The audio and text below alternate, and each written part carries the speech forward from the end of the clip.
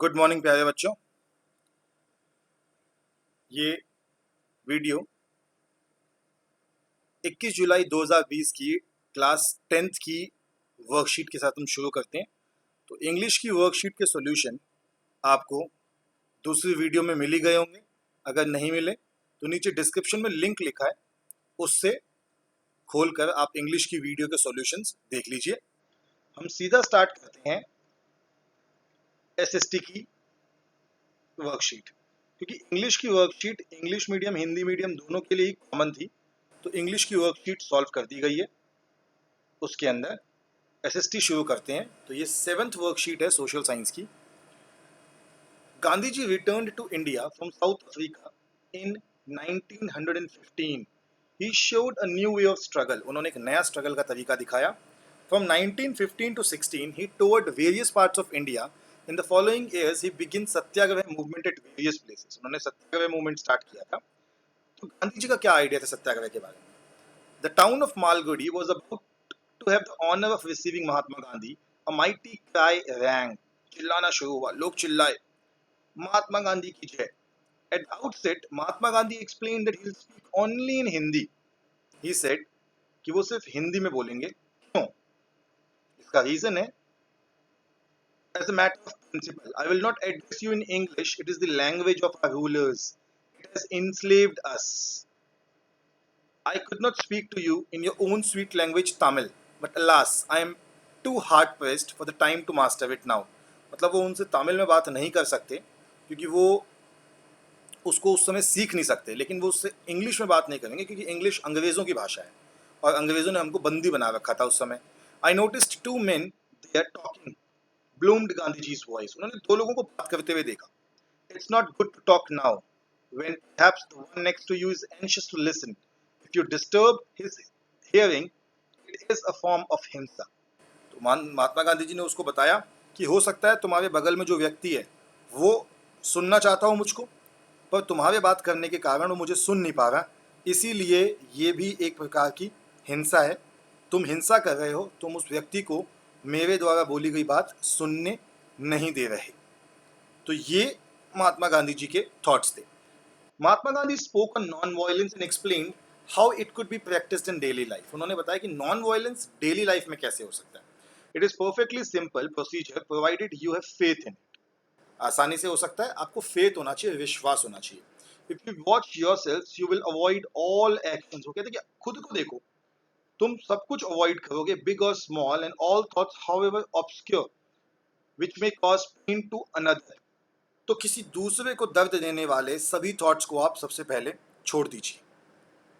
If you watch it will come to you naturally. अगर ध्यान दोगे तो अपने आप होगा ये। When someone has wronged you or has done something which is appeals to you as evil, just pray for the destruction of that evil. Cultivate an extra affection for the person and you will find that you are able to bring him a change. अगर आपको दिखता है कि आपको पता लगता है कि किसी ने आपके लिए बुरा किया है, तो सिर्फ उसके बारे में बुरा मत सोचो, उसके बारे में अपने लिए, अपने मन में उसके लिए प्रेम भाव लाओ, एंड जो बुराई है उसे ख़त्म करने की प्रार्थना करो, और तुम्हें दिखेगा कि वो बुराई खत्म हो गई है और वो व्यक्ति बदल रहा है। तो शुरू करते हैं इस वर्कशीट के सॉल्यूशंस। क्वेश्चंस देखते हैं इसके। पहला क्वेश्चन है, why do you think Mahatma Gandhi decided to speak in Hindi as a matter of principle. तो उसका रीजन था that Mahatma Gandhi explain that he'd speak only in Hindi as a matter of principle. क्या principle? That English is the language of our rulers. It has enslaved us. यानी कि English ने हमको enslave कर रखा है, इसीलिए वो सिर्फ हिंदी में बोलेंगे, क्योंकि इंग्लिश जो थी वो अंग्रेज़ों की भाषा थी। भाषा बहुत इंपॉर्टेंट होती है, भाषा लोगों को अपनी मिट्टी से जोड़ के रखती है। अगला क्वेश्चन है, he talks to one forms of हिंसा. What is it? Have you ever faced it? Give example.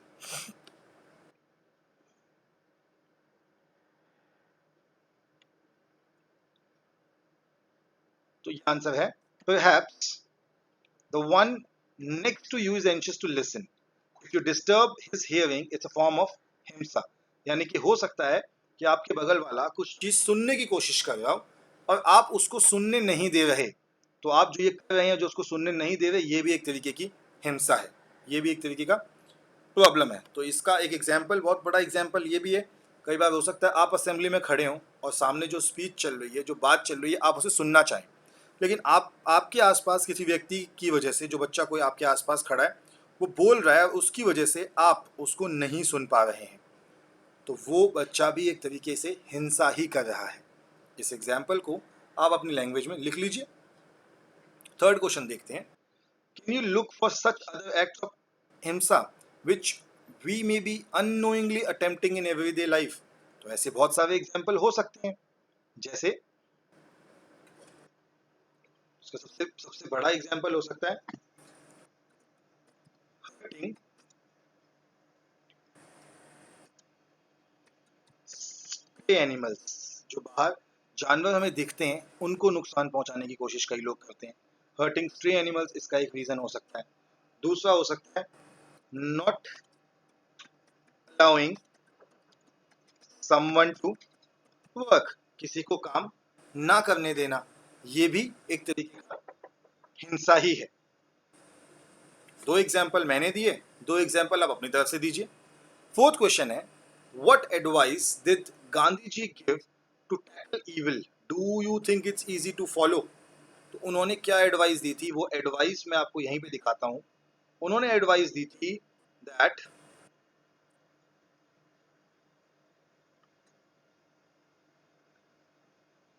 ये लिखा है आपका answer,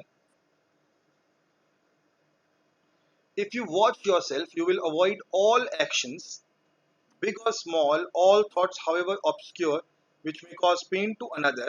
If you are watchful it will come to you naturally, he said. When someone has wronged you, has done something which appears to be evil, just pray for the destruction of that evil. Cultivate an extra affection for the person, and you will find that you are able to bring a change in him. तो ये वो तरीका था जिसको महात्मा गांधी जी ने कहा था। इसमें लिखा है, do you think it's easy to follow, give reasons. No, it is not easy to follow because this method requires patience and giving yourself.